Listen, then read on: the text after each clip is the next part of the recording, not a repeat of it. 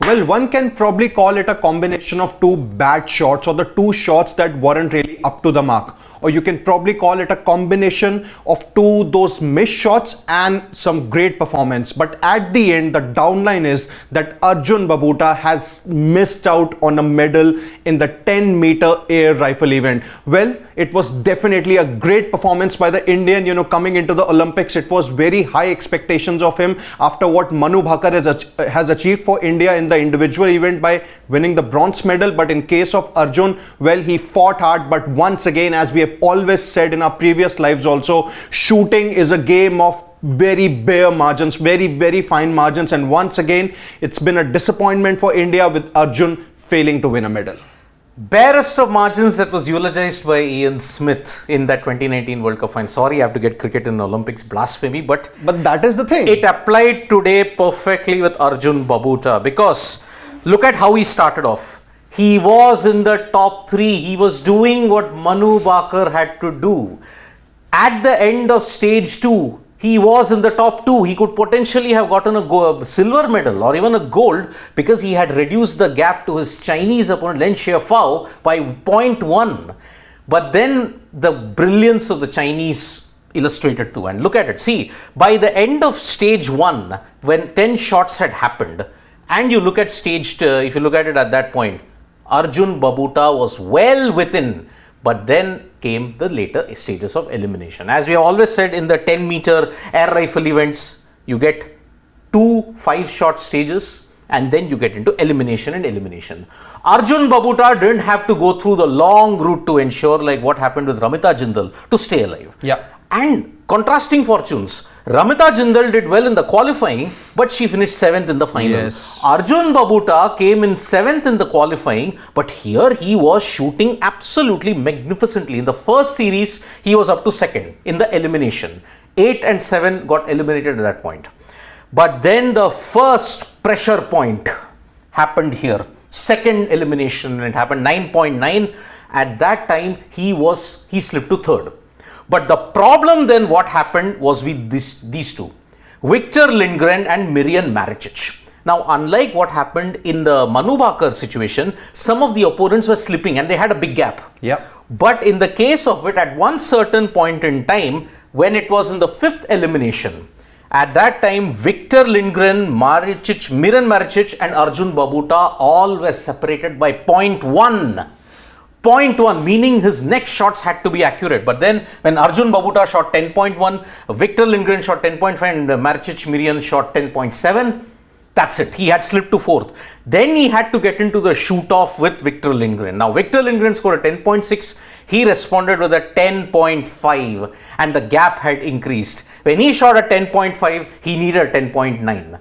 But the unfortunate thing with Arjun Babuta was that not a single 10.9, meaning the inner concentric, the inner 10, the inner 10 which is so vital, that went missing. So but if we look at the second slide once again, we look at the second elimination. What really proved to be the difference was wherein Arjun was really able to shoot just 9.9. But if we look at his other 3 opponents, in case of them, it was 10.8, 10.4, 10.3. Now, it may not really, as Siddharth said, may sound to be a big margin, but then once again, as we rightly said, it's just the case of barest of the margins. And then it would really also go on to show that what the likes of Sarabjot Singh must have felt when he did not really make it to the finals, and even also a duo who missed the bronze medal by just 1 point. But again, remember, see, what was the difference?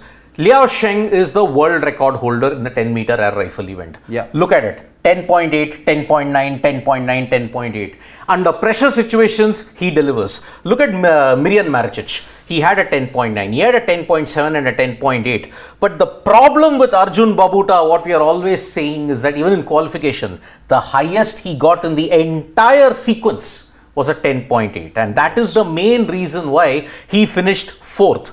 Now there is going to be a big debate. Should we glorify this 4th and then we go on by the cliche, स्वर्ण पदक भले ही जीता हो, कांस्य पदक जीता हो कोई और ने, लेकिन दिल जीत लिया भारत ने. Should we go by that adage? Because will it be included in the fabulous 4th place finish that India have had in the Olympics? Go back right to Milkha Singh, go back to PT Usha, Abhinav Bindra, Deepa Karmakar in 2016 Rio, and now this a fourth place finish. India have always had close fourth place finishes.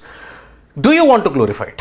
See, it's not really about glorifying it. I think it's just sticking to the facts that, okay, there was a competitor who fought hard, but at the end, what really matters in any sport is just about winning a medal. Whether it's any individual sport or a team sport, you really want to look for those results. And that's why we all know that if in case of cricket, Australia, the real dominators there, irrespective of, how maybe India have performed consistently over the last 10 years in the ICC events, and like they won the, broke their trophic jinx.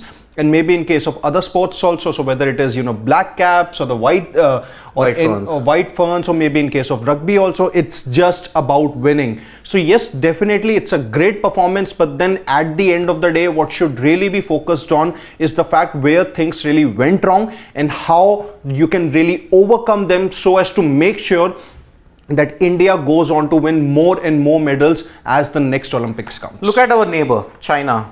When the pressure was down, a 10.9 and a 10.8. They step up in pressure situations.